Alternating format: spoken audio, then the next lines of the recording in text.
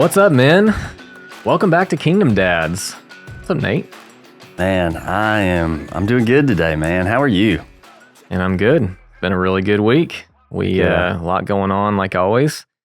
Man, guys, this is episode 2.5. 2.5. 2.5. Nate went a little long on his story. No, it was, we wanted to dive in and talk about our own stories and how we got to where we're at, so you guys could get to know us a little bit before we get into really, the deeper seasons of this show. And Nate's was so good that I wanted to hear more, and it was just so good I didn't want to cut it short. So we'll call this episode 2.5, and you're going to hear a little bit from me today. And I'm excited to dive in. I have shared this previously. It's taken me a long time in life to peel back all of the events of everything that's happened in my life and how I got here today. But I've got to a place, honestly, where I don't mind who knows or who being vulnerable doesn't bother me. So awesome. Yeah, we'll talk about it. Yeah. It's, and you say peel back, it is, we talked about it in my story last episode, but man, peeling back the layers. It's tough sometimes. It's tough to dive in. It's tough to want to take time to go down that journey. Yeah, it is. And, one of the things, guys, that, early on, I see a lot of guys in men's group who may not even know they have things to peel back, like you mentioned. If you're in that season, I would encourage you to look at some of the things that you're maybe frustrated with about your personality or the outputs of your day to day. Yeah. Because there's a pretty good chance those are coming from somewhere. Absolutely. And it's probably not just that you're grumpy because of how your days at work are going. Yeah. If it's a consistent thing, there's probably something more driving that, especially if it's something that manifests at home or comes out, or that your wife mentions, or that maybe you feel shame about. There's probably something driving that. I know that's definitely been a pattern I've identified. I didn't even think about that's where that's coming from. Yeah. And that is a tough challenge, but the challenge is to dive in, learn who you are, learn what your challenges are. Nobody's going to be perfect. Nobody's ever going to be perfect. Right. But what are you feeling? Where's the resistance? Yeah. Something that was spoken to me and I've really learned with this podcast coming together that I've kind of talked about is, when you're going against God's will and you're going down a path that might not be the right path for you, you're going to feel a lot of resistance. You're going to feel a lot of roadblocks. And so, this podcast just coming together so naturally. And, me going through this faith journey and things just coming together, like in my story, like all these different people that God put in my life were not part of my circle. They weren't even, they were 500 miles from my circle, right? And the people that I talked about in the last episode that God used last year, all at the same time, not over a course of 20 years. It's like, this person came in my life, this person came in my life, this person came in my life. It's wild that God will help you put this together and God will use you. Yeah, man. I love that. You mentioned your friend who runs Aerial Recovery, Jeremy Locke, is that his name? Yeah, Jeremy Locke. Yeah, man. God, I want to get that guy on here to speak. Incredible organization. Yeah, awesome dude. My wife was, so now I'm talking about him. I hope he hears this. My wife was at another one of their summits this last week. When she was out of town, that's where she was. And he offered to come on. So guys, we're going to have a Green Beret on this show that's out just truly fighting evil and changing the world. Doing it. I love it, man. That's cool. Well, guys, we'll dive in. My story is going to be a little bit of a little bit of a timeline as far as starting early on in my life, and then towards the end it'll kind of get to where how we're here today. So, all right, I'll just dive in, I guess. So, I was born in St. Joseph, Missouri. My mom was a district manager for Pizza Hut, I think, at the time, and met my dad out there. It was her second marriage. Had a tragic ending to her first marriage. Her husband had literally killed himself, and ending their marriage. And so she was on her second marriage very early on. They may not have even been married. I'm not sure when they found out they were pregnant with me, but all that to say, my dad was he was a farmer and a part-time pilot for a commuter plane pilot out in near Kansas City, very small town called Kingston. It's about 276 people, I think the sign says. Tiny farm town out there near Kansas City. And that is where they were living, in a little farmhouse. And they had me. And very early on, my dad he had been married previously as well. That was his second marriage.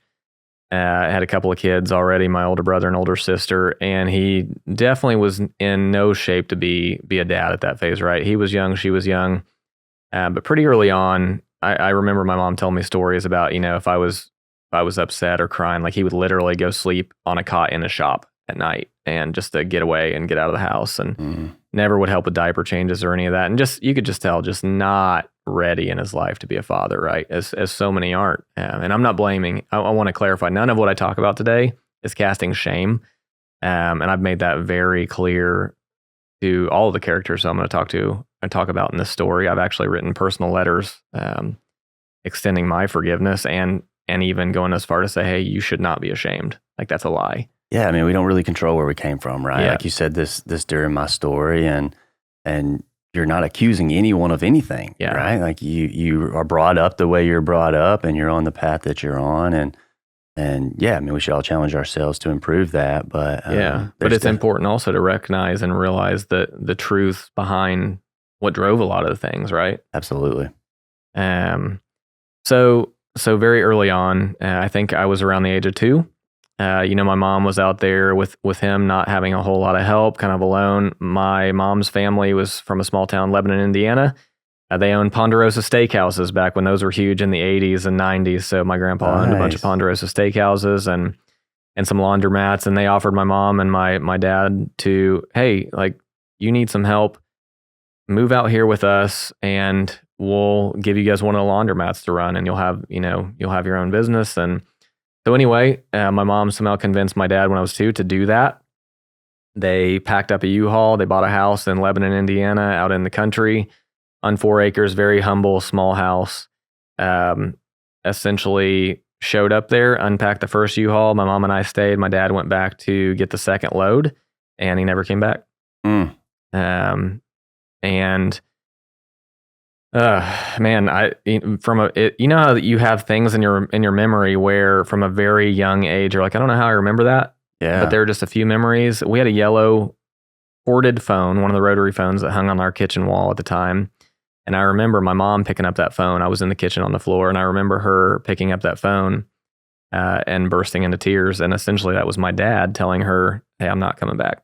Wow. And turned out he had been having an affair with who would become my younger brother's mom. That would be his 3rd marriage, now 6 marriages later. So he stayed in Kansas City, and that kind of kicked off the journey for my mom and I being on our own in this town with my grandparents, grandma was incredible. But that really started the cycle of life for me, right? Growing up in a single parent home for at a very young age. So, fast forward a little bit, a couple of years, I spent a lot of time at my grandma's and at a babysitter's. I think I've mentioned previously that, I feel like I was pretty much at a babysitter who was incredible, by the way. Her name was Diane. I spent the night there a lot of nights with her kids. I was kind of like one of her kids almost, and spent a lot of nights at my grandmother's because my mom had to work, as we talked about last week on episode 1. When a father goes away, the mom's got to make the income to pay for the house, and that definitely is what happened in our house. And so spent a lot of time there. My mom absolutely had a broken picker in the form of feeling like she needed to fix or pick people who she needed to fix, I should say. And so I don't know, I think I was 5 or 6, and she started dating and eventually married who would become my stepdad. He was an alcoholic and drug addict, heavily. Definitely not the type of person you would bring into a home with a young kid. And that really was the start of a long journey for me. So over the next several years, I remember back when you could do the fly out as a single kid by yourself on like Southwest. So from the time I was 7 or 8, I would fly out to visit my dad for a week at a time. pretty rough. But I would fly out. They'd put the little buddy pin on me, and I'd have a seat, and then the flight attendant would take me off the plane, sit me in the gate area, and all right, we're gonna walk you to the terminal when it's time or whatever. Wow. And I'd get picked up, but I do that a couple times a year. But never really had much of a relationship with my dad, and he didn't have the tools, right? Like we'll talk about more, but his dad was an alcoholic. His dad actually was such an alcoholic. He was a farmer as well. He lost his leg in a combine because he was combining in a field and literally fell while drunk into a combine and cut his leg off in the combine header. So they had that kind of relationship, and it just, while my dad was never an alcoholic, he didn't have any kind of model of how to be a dad. And so it just trickled down, right? The generational curse. Fast forward till I was 7 or 8 or so, to my stepdad's credit. And one thing that I've told him, and I'm proud of today of him, is he was involved where he was very verbally abusive, smoked like a chimney. Him and my mom both. I still have lung problems today because they smoked in the house, out of the house, in the car with the windows up constantly. I'll have lifelong lung issues because of it. A lot of different things that we had to deal with. Very verbally angry all the time, to the point where I was scared most of the time. However, you could tell in all that, he was doing the very best he could based on what he had been taught. He would take me fishing all the time. He was involved in my sports, coached my baseball teams. Very involved from that side. But you could tell he was so broken in that I remember just a lot of toxicity and unhealthiness, right? And the person it seems to be ingrained in kind of who he was, where he came from. Again, his father, this is my stepdad. His father was very violent. Kids are meant to be seen, not heard. He'd tell me that all the time. Hey, my dad said this. And the apple again there just fell straight down to the next generation. Yeah. And looking back, I can see he was very aware of that, just like so many of us are. Like he wanted to be better. He didn't have the tools, didn't know how.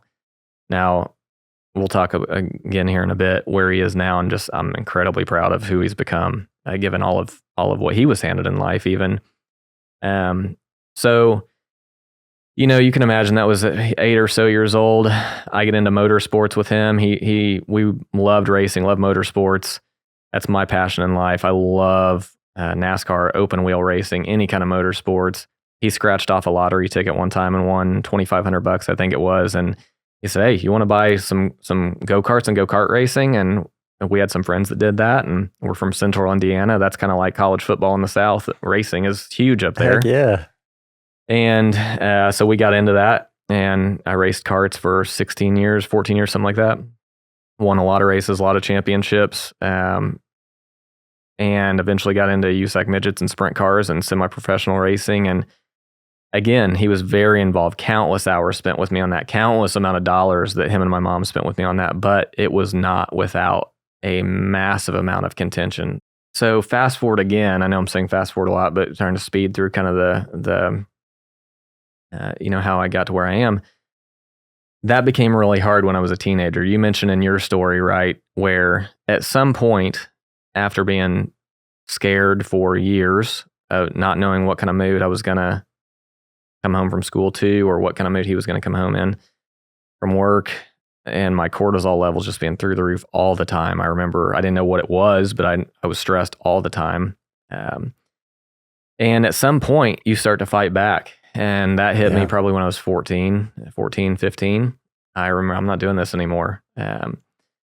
And so eventually it got bad enough where I found myself mouthing off to him as we were in a fight, and I was mouthing off to him, and I was backing down the driveway to leave for wherever I was going in my car. I must have been 16 because I could drive at the time. And he chased me down the driveway and jumped in on top of me in the car, yanked the keys out of the ignition and threw them as far as he could throw them. And at that point, I was in the middle of a state road, busy traffic area. Here I am, and terrified. Wow. Yes.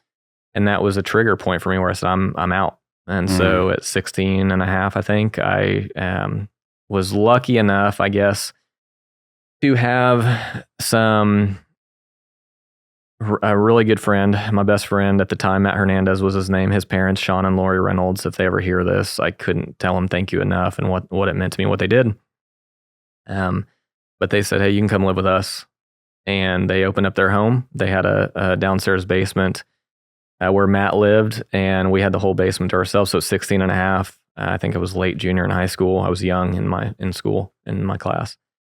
I packed up all my stuff that I could pack that a teenager cares about from his room. And I remember, and my parents got home from work, whatever day that was, and I was gone.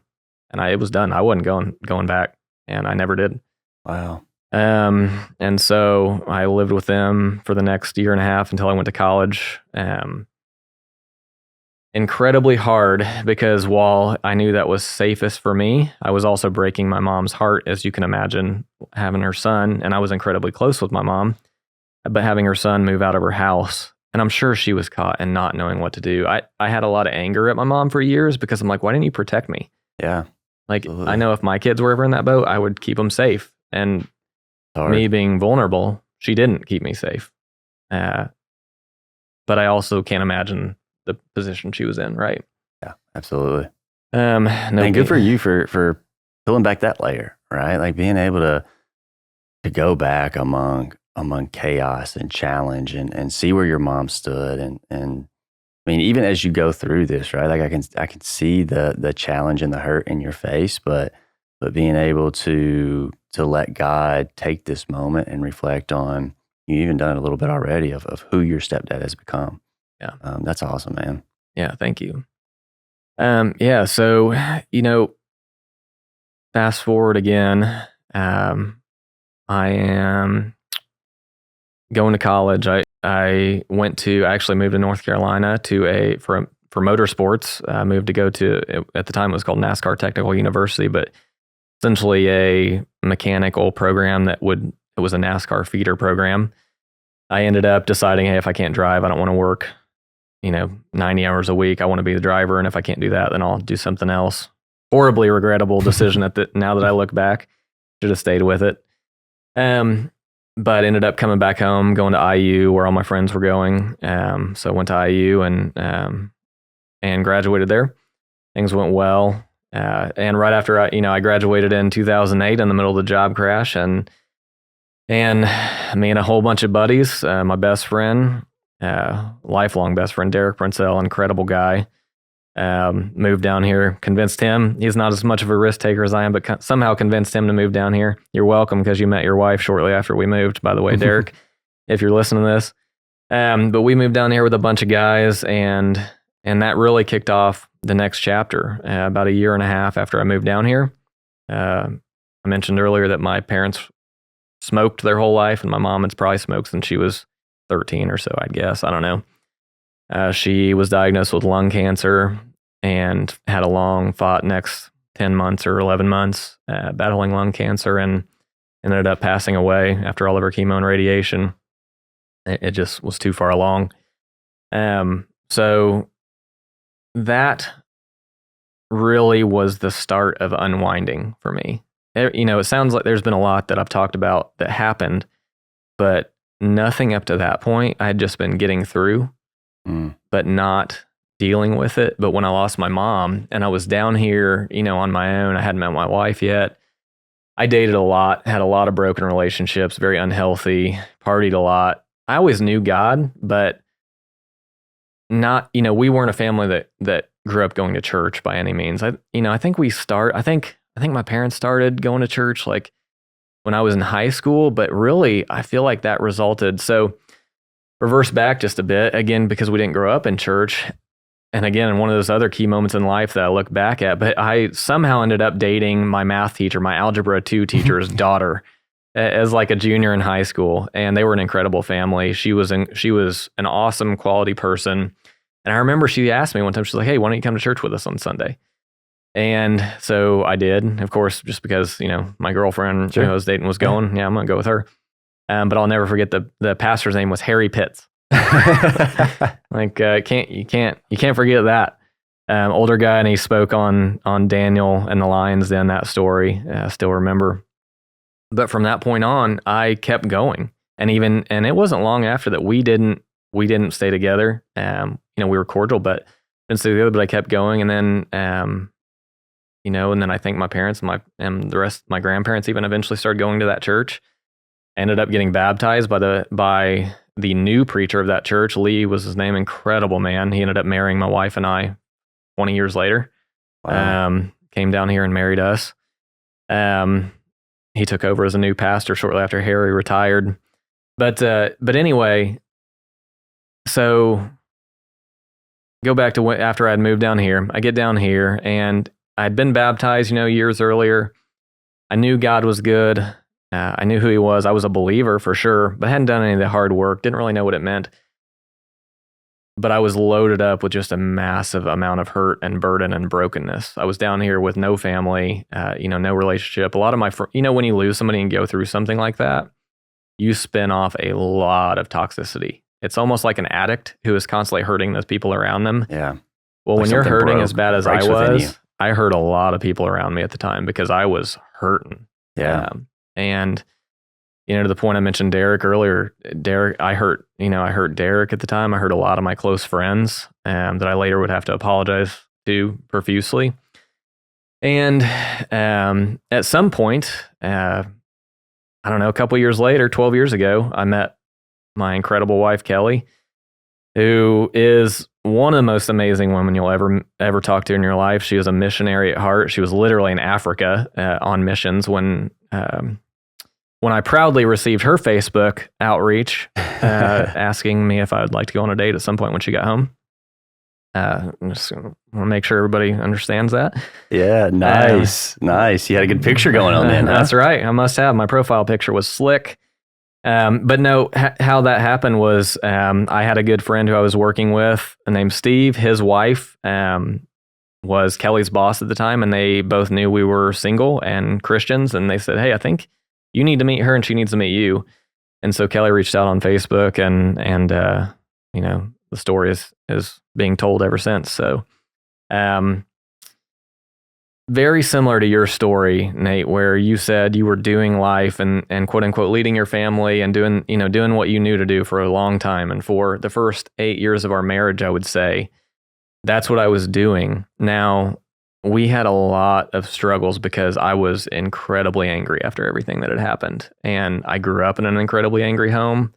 There was a massive amount of screaming all the time in my home, but even between, my mom and my dad and my stepdad.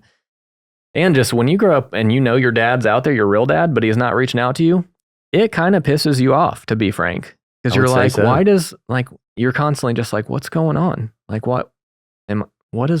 something's not right here. Yeah. And frustration, self-doubt, tons of things I can imagine. And that was all looming over me. And my poor wife dealt with that, to her credit, for 5 or 6 years. Really 8 years, and still is to an extent, but a much healthier version. But, God, just the only answer why she stayed with me is God. That's it. All of that to say, I know that's a lot to unpeel, but it's important because what changed me into who I am today after, I had been to so much counseling, tons of counseling hours. And, I wanted to get better. I wanted to not be mad anymore. I knew something was not right in me. And I've always been a very self-analytical person that I've not ever been too prideful to say, hey, I need to get help. I've always wanted to peel that back and figure out what was going on in me, but I just couldn't. And Kelly introduced me at some point in our church here locally. They started a Celebrate Recovery ministry and as I mentioned in episode 1, I'm big on root cause analysis. And what I loved immediately as soon as I started hearing about Celebrate Recovery was that they get to your hurt, habit, and hang up in the symptoms of what's coming out of you and what's going on based on the root of what caused it in the first place. And the whole point of their whole ministry is the method that they go about it is helping you to find out what's in there that's causing all that. Yeah. And then they help you to recover from it. And like we just talked about, in your sum of just then learning how to unpack it all and realize that it's okay and to put away that shame and to recover. And not to blow through that. I don't want to go through that too quickly because, a key thing you said there, right?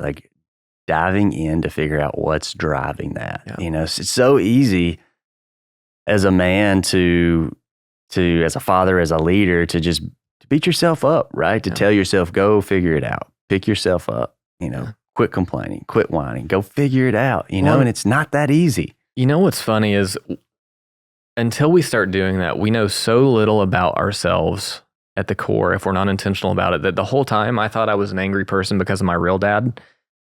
And what I learned over 2 years of diving into it and doing step studies and being intentional about diving into it is that I was mad at my mom. I was mad at my mom for not protecting me, for not prioritizing me as her son, and for leaving early. It's not like she got some kind of uncontrollable cancer. She got a self-induced cancer by smoking. She actually told me she quit because I pressured her for so long. She was lying. And I found cigarettes later that she never did quit. And so I felt like it was a self-induced, hey, you no longer get to meet my kids. You don't get to meet my kids or be here for my wedding because of your choices. And man, that weighed on me. Just like I can't even explain. What's funny about the whole thing is none of it was aimed at my stepdad, which some of the behaviors, came from that. But yeah, it was all just for the majority, aimed at my mom. But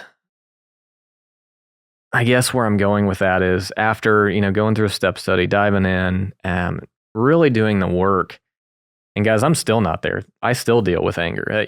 We told you when we started this show, we're guys just going through this and just figuring it out. We are not up on a pedestal. And I'm going to be as vulnerable as I can be, but I'm still figuring it out. But what I can say is I am miles ahead in my recovery of where I was 2 years ago, or definitely 10 years ago.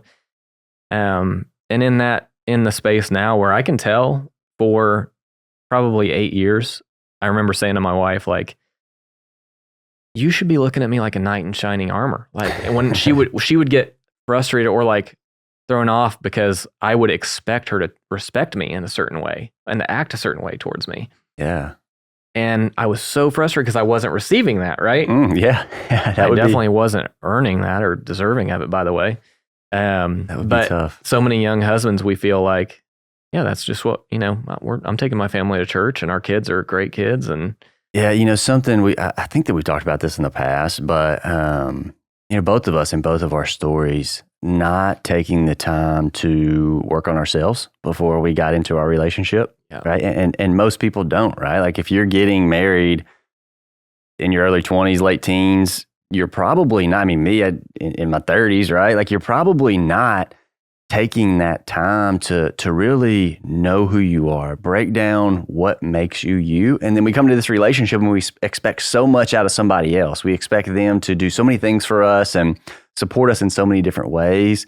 And, for me, it was not even loving myself, right? Like how can I expect somebody else to love me if I don't love me? Yeah. And it's just speaking to the point of, this is work. It's hard work, and it's not to be ignored. You know, it's not just this is an emotional thing. It's not for me. I'm a man. It's stuff that's important, and it's stuff that can help you grow. Man, and I think what's critical to know as well is there is nobody who doesn't have some degree of this to work through. Yeah, other than Jesus. Absolutely, 100%. As a man, that is one thing that has been incredibly evident in our men's groups. And once you start to learn what recovery looks like and what the steps of recovery look like, it becomes easier to help people. The hardest part is getting them to accept that they need recovery and they need to dive in. Absolutely. It's just, man, I had a really great thought, and then you said that, and it kind of derailed me. But still going back into that, like people don't know what they don't know. Yeah. They don't know what they need to work on, and then us, right, as somebody who has dove in and worked on some things, right? Like you want to bring somebody in lovingly, but sometimes it's hard to bring that person in, right? If somebody's not ready to walk through that and make those changes. And acknowledge the challenges, they'll see it as you attacking them or you coming after them. And so, it's a tough path to walk for sure. Yeah, it is. And guys, the reason I lay all this out here, it's a lot of detail, and what I want to say too, real quick before I dive into that, actually. So when I mentioned how incredibly proud of, even my stepdad I am from the background he came from, I talk to him now fairly regularly, once a month probably, after everything I didn't for a long time. But once I got further along in my recovery and realized, what all was going on mentally with me, he's now leading in a lot of areas at his church. He's doing the work. I didn't even mention this, but he's been sober for 25 years now, probably. Wow. So he's had a life of recovery as well, which has been incredible. That's awesome. I wish I could say the same for my real dad. To this day, he's met my girls one time, and it's no different than it's ever been. I don't know that it ever will be, but what I know today is that no longer has the power to weigh on me. And I also have written multiple letters and told him in person, I forgive him, and it's never too late to start fresh, just like we've talked about on this podcast. And I'll keep telling him that. I don't know if it'll ever be received. Yeah. But he no longer has the power to weigh on me anymore like that. And how huge is that, right? Being able to remove somebody's control over you, right? Massive. Like people, he controlled you because you let him, right? Like you didn't realize what you were doing, but you let him control you. And as you peel back those layers, not only are you able to remove that control, but you're able to love him where he's at, and understand, this is where you came from. Yeah. It's, it's funny as you meet people who are in recovery and who are on the other side of realizing what their and opening up to what their hurts are.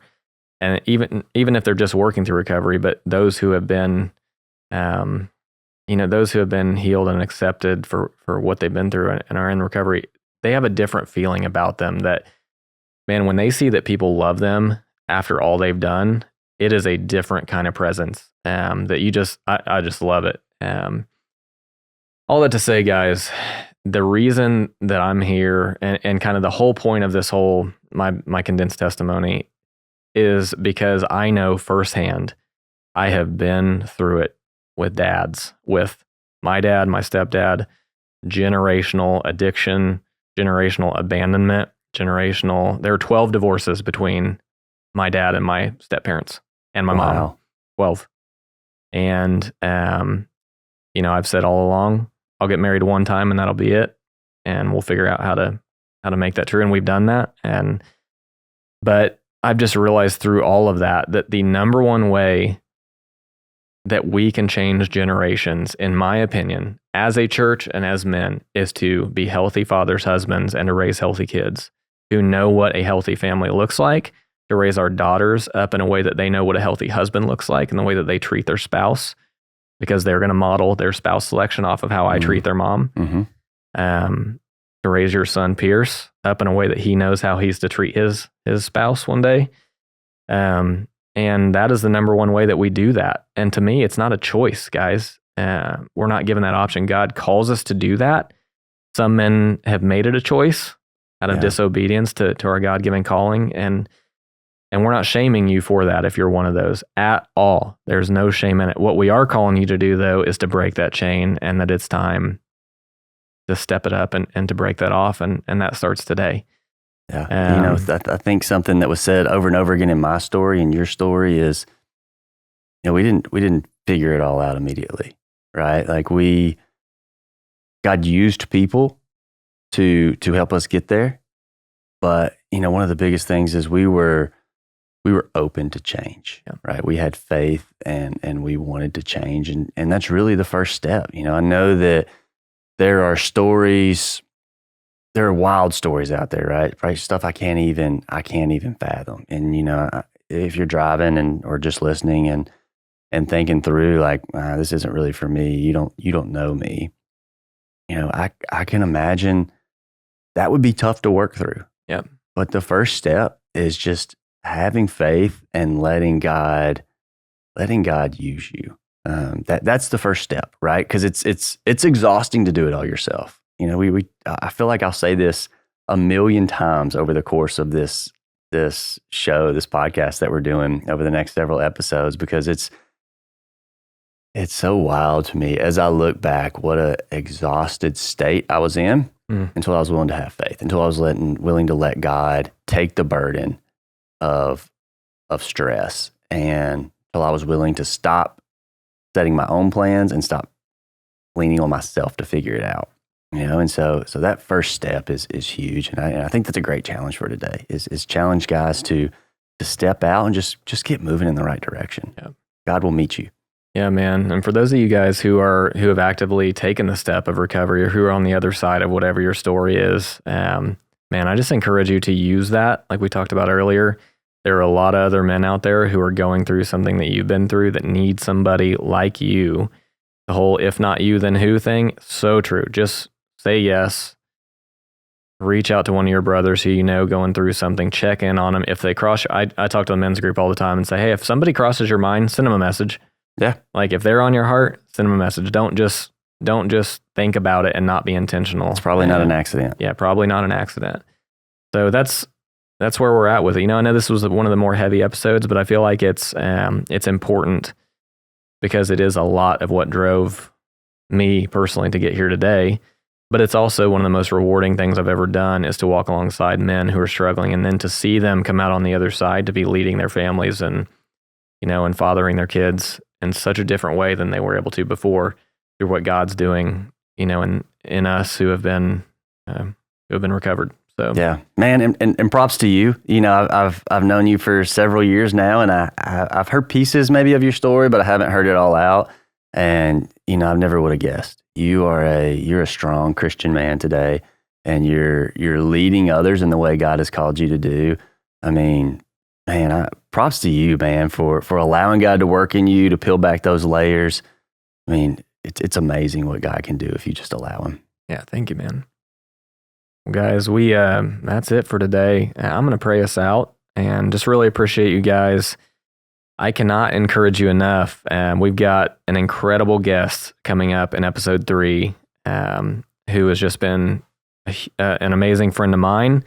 We're going to talk about the kind of father that God is in episode 3, and which I just feel like is paramount as we dive in. So encourage you guys to listen. Really grateful for those of you who have been spending time with us, and I'm going to pray us out. God, I'm just grateful for what you're doing with this podcast and just in our lives, Father. I am thankful that you never give up on us, that you never abandon us, that you never say we're too far gone, that you are here waiting for us to come back to you over and over again. I'm grateful that you are a God who wants to pursue us and who can recover any story and use the parts of that story to heal other men. God, we love you, Lord. I pray for our listener base today. I pray for each of them as they go out this week. I pray for their families, just that you would help them to lead well. We love you, Lord. It's in your name we pray. Amen.